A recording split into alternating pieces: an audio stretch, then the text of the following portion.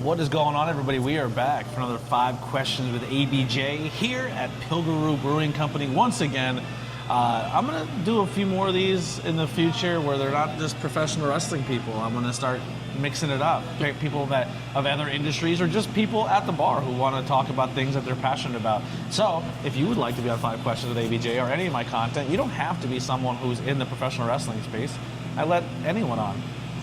Anyone. Anyone. Today I'm joined with Nate Heater of Nate Heater Magic. Yeah, I have a t-shirt. I didn't switch. Is that all right? That's it? I have your shirt, but he had my shirt, but we forgot. We didn't plan it out. I'm actually wearing a Witchcraft by Lily shirt, so I support local business. Witchcrafts? Witchcrafts, yeah. Witchcrafts by Lily, I heard is a spoof business. I don't know. But yeah, so what is it that you do? So obviously I do magic. I've been doing that for about 11 years now, entertaining shows, just private events, parties, weddings, everything like that. So just all sleight of hand stuff, mentalism. So you obviously this won't air before Friday because I don't have the time to get this done in time with working and everything. But you will be having your own magic show here at Pilgrim. Yep. Probably more to come, hopefully. Yeah, so if you want to go see more of Nate's work, follow him on social media. We'll plug that at the end, and the links will be below so you can do that as well. But let's get right into it. What is your current goal in life? Honestly, the current goal is to make magic a career. At this point, I want to stop my 9 to 5, and I want to just be able to do magic full-time, make a living off of that where I'm comfortable enough, and that I can just go around entertaining people all the time, and that's my life. Do you ever see the dude who does magic like on Omegle and he records himself doing it? Like, yeah, I've seen a couple people do that, yeah. Like you can even do magic from the comfort of your own home.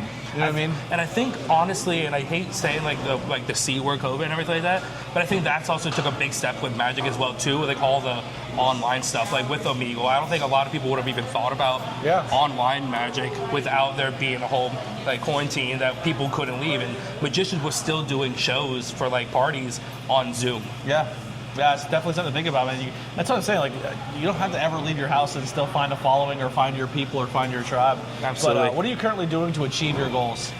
Just like what you talked about, just shows. I'm just trying to like get my name out there to just keep doing shows everywhere in the area, outside the area, doing private gigs, and I'm just trying to just keep grinding on just show, gig, whatever, just to get my name out there enough that enough people know me to the point where they tell 5 people, then they tell 5 people, and then eventually it becomes that goal that I want where I'm just doing it as a career. Yeah, and I mean, not even just on the show aspect, like you're here at the bar, you're here, you go to wrestling shows, and you're just like, I'm going to try to bust out like 5 or 6 tricks today just to get people buzzed and get people talking. And social media videos, of course, I got to throw that out there too. And it works every single, actually one of my biggest reels is you're doing just a quick card change. It's, that one. Yeah, and I'm like, he's the devil. It's one of my top reels on YouTube. The amount of times I've been called a devil worshiper for doing magic is unreal. I love it. So the fact that I forgot you even said that in there. Yeah. The fact that you even said that in the video, I totally forgot you said that. But no, just the amount of time, just so like hardcore religious people have said that to me. Yeah. But then I literally have a friend who's a pastor. He's called the Magi, Magi. And then I met a nun who does magic. Oh yeah. And yet I'm still called a devil worshiper. Yeah, that's not. Go figure. What are some setbacks or distractions you occur? Time. Honestly, the 9 to 5 grind is just you gotta make money somehow. So that's 8 hours of my day gone. Plus with sleeping and everything, I feel as though I have too little time. And I know you're supposed to try to make time for what you love and what you do, but I feel as though that's my second thing I want to say. There are times, and I hate saying this, but I feel as though I lack motivation. Yeah. That sometimes I need someone to light a fire under my. Are we allowed to curse? Yeah. We're gonna light a fire under my ass or kick me in the ass a little bit to get me moving. Yeah. So those are the 2 biggest things: time and just some motivation. What I feel as though when I'm motivated, though, I can do a whole lot of stuff with like my magic. But then I get those setbacks where it's like I'm not being booked, I'm not getting hired for stuff. And then it's like, why am I even doing this anymore? Yeah. Why didn't I just learn how to do music? Because you know this area, music is like the biggest thing for this area. Yeah. But then I reminded about podcasters. Yeah. But then I remember everyone does music. There are times it doesn't. Yeah. Stand out, be different. Yeah, exactly. Just not a setback or anything like that, but like, do you like when someone is hypercritical on watching you do your trick to try to catch you or try to figure it out? Because I feel as though it's a challenge for both of us, and if they catch me, cool, I'm okay with you catching me. That lets me know I gotta work harder, I gotta work better at it. And 9 times out of 10, people aren't gonna call me out on it right away. They'll pull me to the side and they'll be like, hey man, I kind of saw how you did that. And I say, were you entertained? Yeah, that's all I care about. Yeah. But I don't care if you catch me. All I care about is that you liked what you saw, you enjoy it.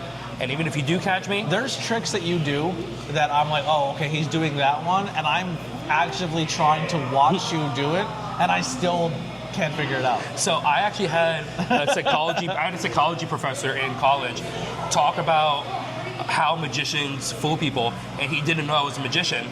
And he said, oh, and like I'm gonna reveal not like a little bit of magic, but like when it comes to it, they're like, oh, look at the pretty thing here while I do the dirty work over here. And I was like, that's not always the case. And he goes, prove it. I showed him like a trick, and he goes, oh, when did you get me to look away? I'm like, no, I did all the dirty work in front of you. I just had enough of your attention in one single spot that like right under your nose, you didn't even see it. Yeah. So I had a whole conversation with him about that. So the fact that someone was even like, here's how magicians fool you, and yet I can still be like, I can fool you with it. Yeah. Like that's the cool stuff. Who or what motivates or inspires you? All my magician friends are like the first people I got to throw out, because they're the ones that were constantly like, oh, you got to learn this, you got to learn this. And it feels though they saw from how young of an age I was. I started like when I was 17, and these guys, they flat out told me that I was better than a lot of them, like now at that young of an age. That it feels so they thought like, they know like, all right, there's a chance that this guy can go places. I'm gonna pass on what little bit of knowledge I have to get him there. Mm-hmm. And then just all the biggest thing is just Pilgaroo. And I love to say, like, I have all my friends, like, shout out to anyone who's watching this that knew me before Pilgaroo. You were like the OGs, the ones that were there from the beginning. But Pilgar, man, when I started coming here, I didn't think I would get the following I got. All the connections, everyone who knows me now, like, when I did you saw my one show over there, how much of that was Pilgaroo people? Yeah. Because they all saw me, they heard about me, they saw me performing in here. And having that group of people who have like different connections and different things is probably one of the biggest things to help me out, just getting me out there. You, Borky, with the wrestling. Yeah. Who would have thought I'd be a magician performing for wrestlers? Yeah. And then like those are some of my best videos. Having just the other connection of just like, we'll just throw a couple names out there. Amber, Eddie, how many people they know. Again, we'll throw Pilgaroo because Tyler's getting me trying to book in other breweries. He's even talking about getting me in Virginia. That's awesome. I never would have dreamed that at this young of an age I can go down to like Virginia to do a show. That's awesome, man. Yeah. So that's a big thing. If you go, maybe I'll arrive at you. That's my brother lives. He's down that area. Road trip. Yeah. The last one is what are you grateful for and are you currently happy?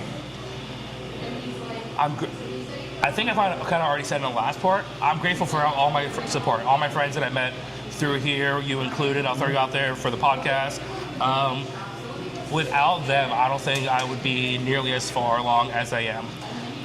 Everyone here, good friend AJ Avizano, he is the one he's probably my biggest push. He's the one that's always telling me to go out of my comfort zone and perform. He was the one that's I will say that I think the first time I ever seen you do a trick is because AJ was like, yo, do it. Yeah. Yeah. And I need people like that. Yeah. Sometimes, and I don't know why, again, the lack of motivation. I don't feel like performing, but there are times that I have to push myself to perform. I didn't want to go out one night. I forced myself to go out.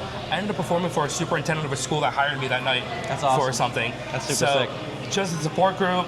AJ is a big part, and just there's too many people to name on here. If I know you gotta say thank you for helping me out all the time. Yeah. Because we can go on for like another 5 podcasts just naming people. And the second part, am I happy? I'm gonna say no, because I don't think I'm ever gonna be happy until I reach the pinnacle. Yeah. Because I feel as though once I'm happy, I'm gonna get lackadaisical. I'm gonna stop working hard, and I'm gonna lose that hunger. Yeah. Where can people find and support you?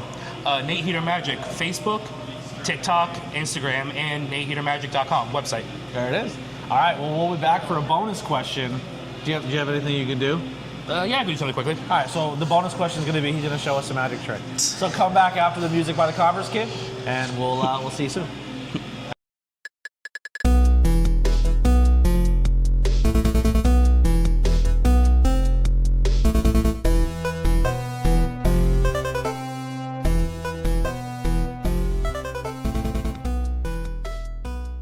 We're back for not. I mean, maybe I'll still ask a bonus question while you're doing it. We'll see how it plays. But we're gonna do a magic trick. Nate's gonna blow our minds via the here. So I was trying to think about something I could do on camera. I think this would be the best thing because you'll be able to experience it, and I think they will too. Okay. So I'm gonna keep this in view. That way you don't think I'm doing anything funny the whole time. I want you to just imagine that you have in front of you a deck of cards. You see all 52 cards laid out in front, all the faces, all the numbers, the suits, and everything. Yep. I want you to know, you can think of an ace of spades, you can think of a queen of hearts. I do want you to know they are the two most commonly selected cards. So that's completely up to you though. You have a free choice of all 52 cards.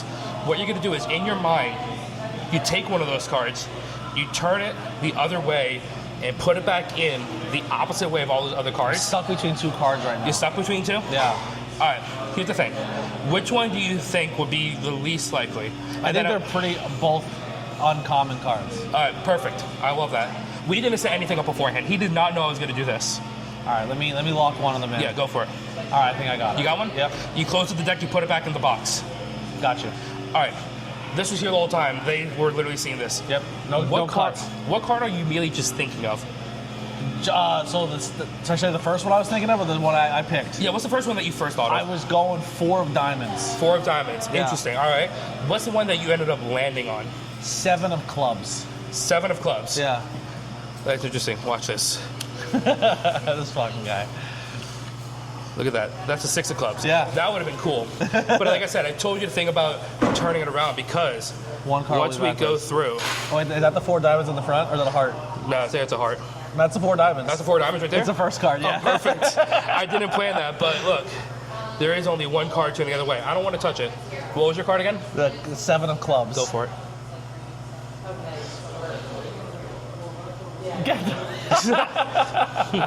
Unbelievable. That's crazy. I almost, I was torn between the two, and I almost went 4. And I went with the 7 of clubs. That's what I do. Son of a bitch. That's Nate.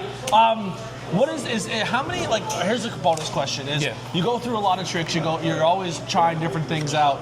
Is magic kind of like let's just say beer or wrestling or something, where you have like a baseline and then you can tweak a trick 100 different ways, or is it kind of... there's 100 different ways to skin a cat, like, you know that expression. Yeah. Or many different ways to skin a cat, I forget what it is, but there are so many different ways that you can do the same trick that to someone like you, it's gonna be like the same trick. Yeah. To magicians, there's like this person's method, but then there's also this person's method and this person's method.